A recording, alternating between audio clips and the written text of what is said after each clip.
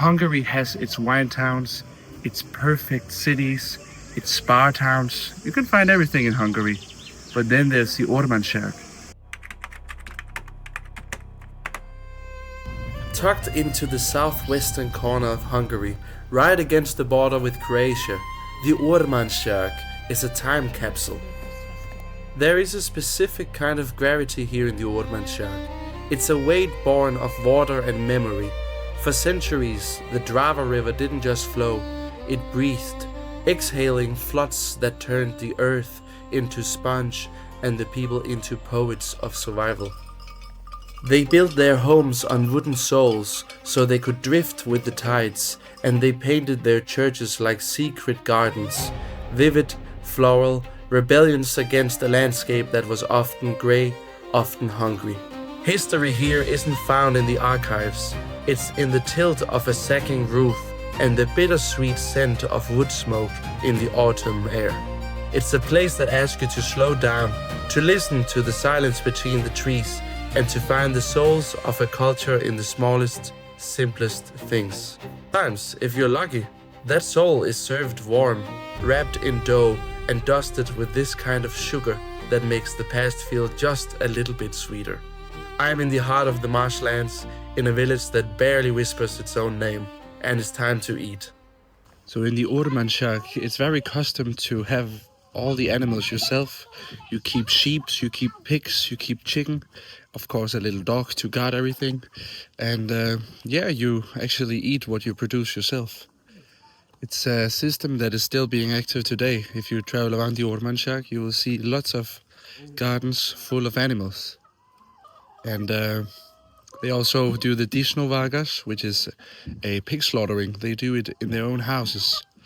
And it's a big tradition here in Hungary. You gather around the whole family, drink palinka and slaughter a pig and make sausages, smoke the sausages. They even have a smoker in here. So yeah. In this part of the world and this part of Hungary, you barely see any tourists. There's not much reason to go here, other than for your own interest. I'm here to try to change that, even though the locals are doing it too, with the Ormánság tourist road.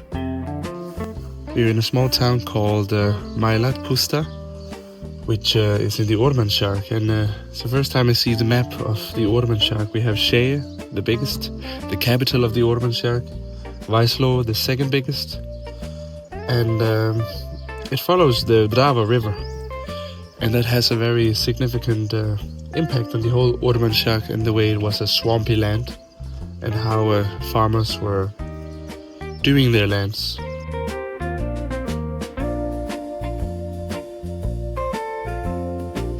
Around 60 people live here. That's not a lot of people. And just talked with the shopkeeper of the little shop, and she says she loves it here. She's been here for 30 plus years. So, 60 people, then I guess everybody knows each other. To understand the Ormánság, you have to get your boots wet. This isn't a landscape for the pristine or the faint of heart. This is the swamp, a shifting emerald labyrinth where the line between solid ground and standing water is more of a suggestion than a rule. So here's the fishing lake of Puszta. Actually, you have everything you would need in terms of, there's a bike rental. You can catch your own fish here, which actually has a huge importance of people being able to catch their own food. There are some parts of the world where it's almost impossible, but here there are chances. And in a hot day like today, it's nice to be by the water. For 1,000 years, the people here didn't fight the floods. They invited them in. They became folk farmers, masters of a complex plumbing system of canals and sluices that turned the entire region into a giant living fish farm.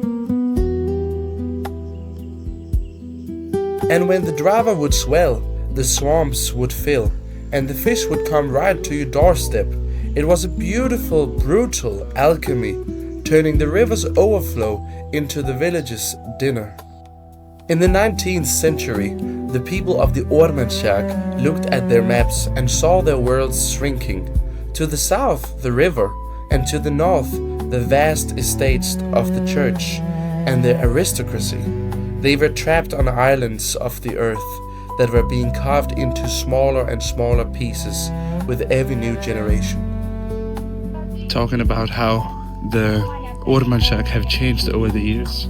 For example, in here there used to be a big disco. Everybody was going from page, from everywhere to have a little dance in here. Now it's almost empty. There's a tobacco shop, but that's it. Things are changing and the population is getting older and less young people. So they made a choice, a cold, silent agreement whispered across dinner tables. The Edke, one family, one plot of land, one child. It was a strategy to keep the farm whole, to keep the wealth from bleeding out into a dozen hungry mouths.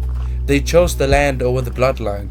They traded brothers and sisters for a few extra acres of wheat and a slightly bigger barn. This is today the Ormánság. So the whole area here in the Ormánság was mostly swampland. You know, it also made the whole people here, they had to survive somehow because now and then a big flooding would come and it would be hard to do crops. But what they did instead was they knew now we could do some fishing and they would catch fish for 2 months and they would smoke them and they would salt them and they would do many things to keep them fresh for a long time.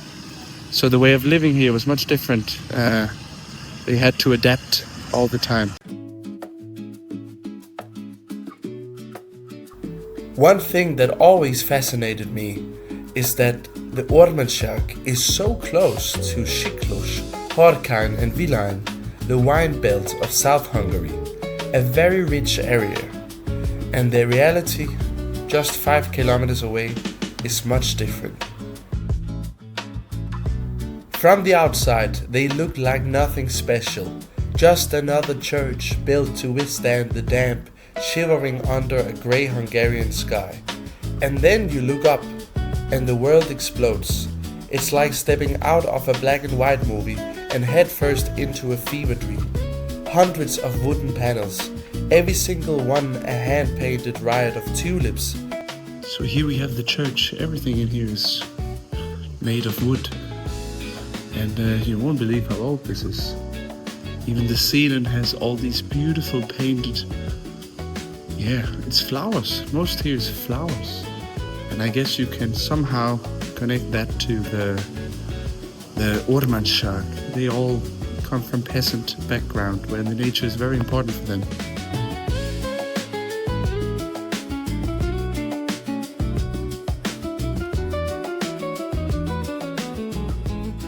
Now we will visit a house here in this little village in the Ormánság, where they will cook some fehérhurka. And what is fehérhurka? It's a speciality you will only get here in the Ormánság. Forget the rice, forget the fluff. In the deepest reaches of the Ormánság, the fehérhurka is a darker, more ancient beast. This interesting Hungarian dish features buckwheat, spices such as salt and pepper, and the meat is actually pig stomach. Yeah, you heard right, pig stomach. All this you fill inside the guts, and you make this hurka, but it's wide, so it's fehér. I also had to try it together with cigánykenyér, gypsy bread. Very special and first time for me. So now we're gonna try this fehérhurka that is done now. Easy to make if you have the ingredients and you know the method. Looks delicious, and also with the cigánykenyér, the gypsy bread and the pretzels, all Ormánsági.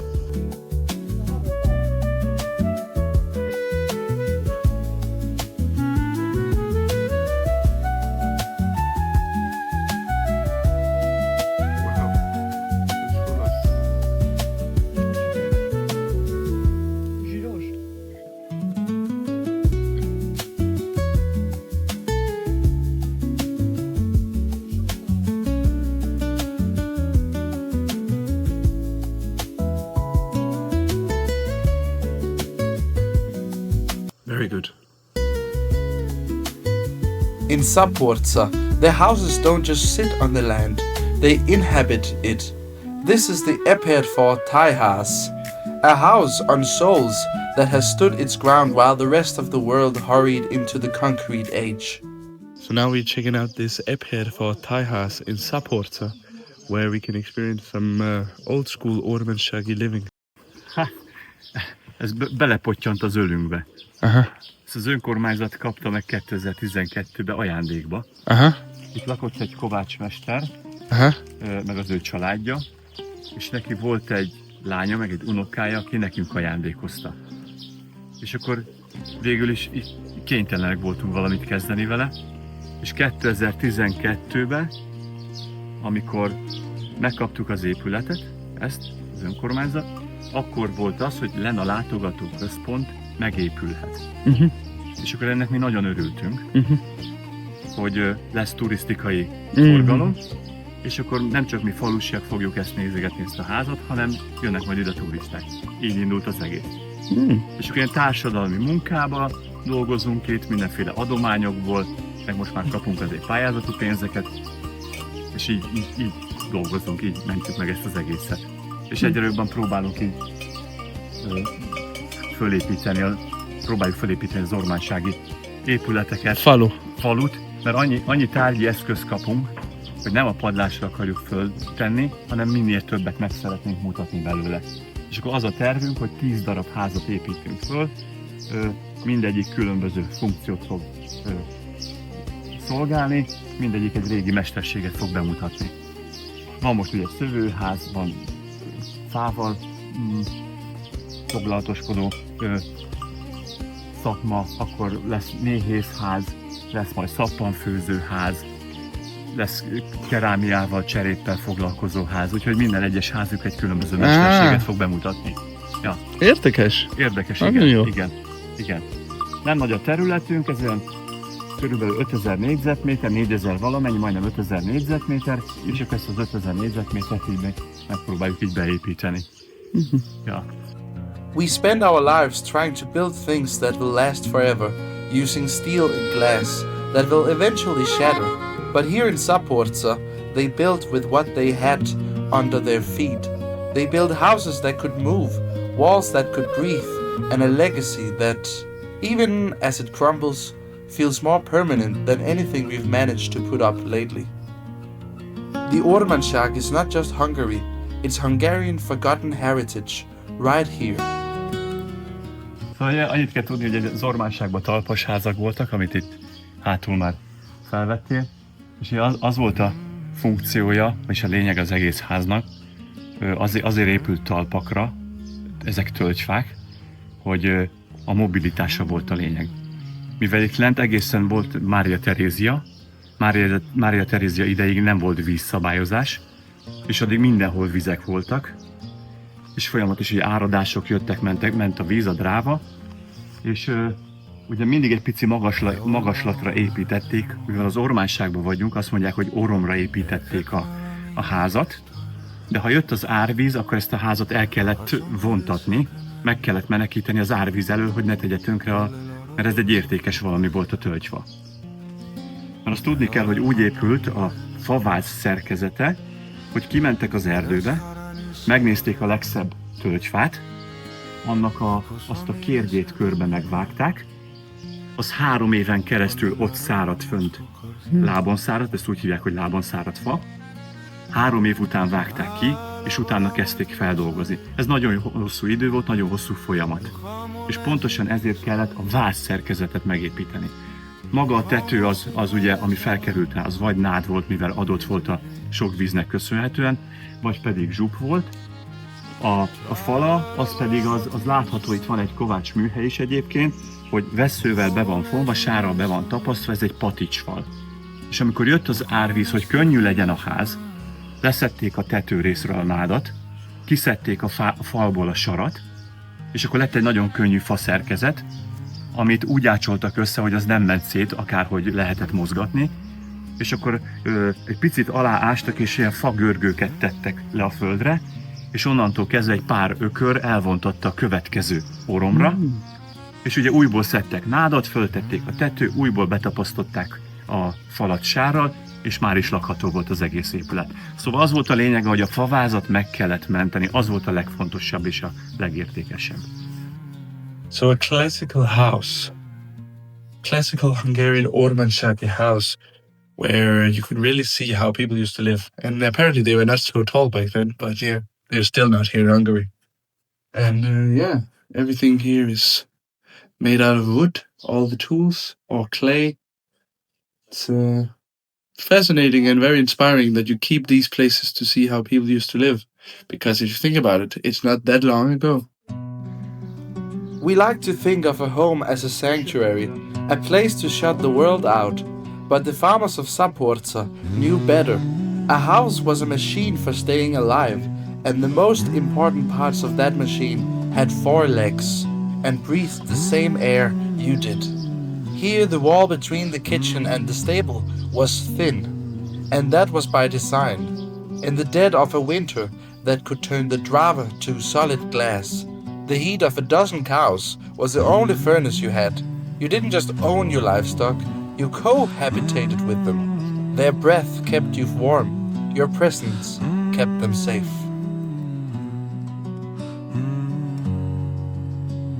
So they really had some nice fashion here in the Ormánság, you can see. And I look at all this clothing and I wonder, why can't we make this popular again? Why do people wear all this Gucci and Louis Vuitton when you have so beautiful clothing? There is a strange, haunting discipline to the way things look here. It's not the cluttered, busy folk art you see in the mountains. This is different. It's clean. It's mathematical. It's as if the people of the Ormánság took the chaos of the swamp and tried to tame it with a needle and thread. White on white, or a sudden violent slash of red against a pale background. It's minimalist before minimalism was even a thing. The plan is here to make like a little town full of houses from the 19th century. And they're doing this with their own money and own willpower. And it's fascinating, in this little village of Zaporza in the Ormánság, they are trying to bring out the old culture and show it to the whole world where we came from. If you want to know what the soul of the Hungarian plains look like, look at the Rocka. They aren't the soft sheep of the modern farm, they are living relics. With these corkscrew horns pointing towards the heavens, they look more like mythical guardians than livestock.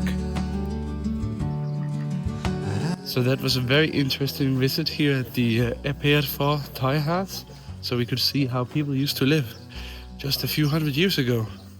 Now we're heading on to a very exciting place. You leave the floodplains behind and climb into the hills of Het St. Marton. Here the damp chill of the river is replaced by a warm golden light that feels like it drifted over from the Adriatic. This is Kerekhegy, Hatvan Hét, and this is Mester Ákos, a man who looked at these forgotten slopes and saw something the rest of the world has overlooked: potential. But that's basically a vineyard, and well, this is a second home of a family, and a Budapest-based family with well, if you count in different ways, you can count different ways with 3 children or 5 children all together. So we come here from time to time with a greater company, sometimes just me, sometimes just my partner and me. Well, and so we like this and this place, and we grow the wine, and we have a fairly large cellar here, and we work with 2 famous winemakers in the region, and they make the wines along the concept. We disclose them, so we share with them. So the core of the business is actually to build our own brand, which is Kerekhegy, the place, the geographical place, the very place here. You can feel the Villine influence here, the technical precision, the respect for Cabernet and the Franc. But there's a different grit to this wine. It's got the Ormánság character, it's a bit wilder and a bit more honest. But anyway, so this is a 21 rosé, and then again comes a 24 rosé, and this is a 20 19. Ákos is part of a new god, a new generation that realizes that being forgotten by the map was actually a gift. The land is clean, the wines are old, and the story? Yeah, the story is just beginning to be retold. So here we are in the Ormánság, Ormánság, yes. but also Vilány. Well, this area called Kerekhegy in Hungarian, it's a round hill. This is the western edge of the Vilány wine region, but belongs to the very tiny community called Hegyszent Márton. So we are in the southwest of Hungary. So I'm Ákos Mester. I'm born and raised in Hungarian, so I'm fully Hungarian, far away from Ormánság actually. Just the idea came to purchase a second home, not necessarily in the Balaton, but somewhere where wine can be grown. And we ended up being here in Hegyszent Márton, in Kerekhegy. So we have altogether 6 hectares.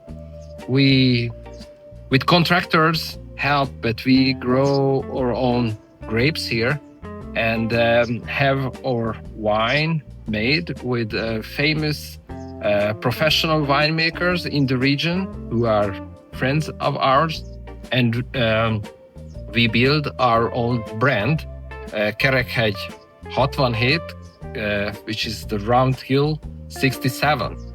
And Kerekhegy 67 is nothing different than the house number of this old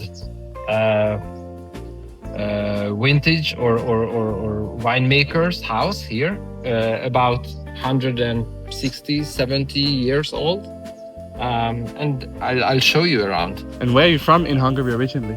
I was born in the Alföld. In the Alföld? In the Alföld, the Jászberény. So this is here, the 67 Heat. For decades, the wine here was a backyard secret, something families made for themselves in small subterranean cellars. But just over the horizon sits Vilány, the titan of Hungarian reds, as they call it. Vilány became the Bordeaux of the East, sleek and commercial, and for a long time the Ormánság sat in its shadow, the quiet, poor cousin. But the shadow is moving. Ákos isn't trying to build a corporate empire. He's doing something much more dangerous. He's bringing the soul back to the soil. An Ormánság story, because the professional hunter guy has a house here, and he said that an old aristocratic family called the Draskovic family. Draskovic kastély. Draskovic had a big gaming area for the. And it was here. Yeah, before in the area before the Second World War. Yeah.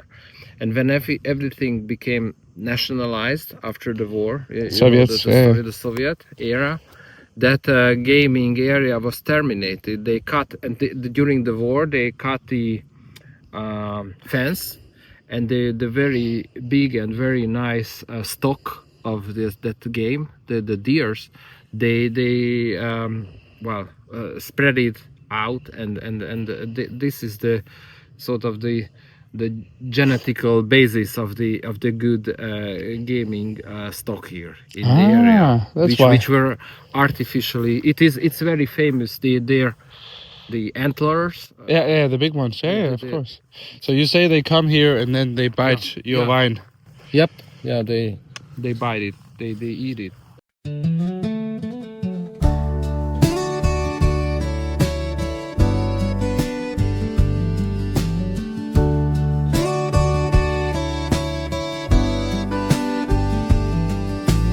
Here we have the professional, the big cellar. Yeah, he used to stand a building, an older building, and that was the cellar of the older building starts from there. Yeah. From here.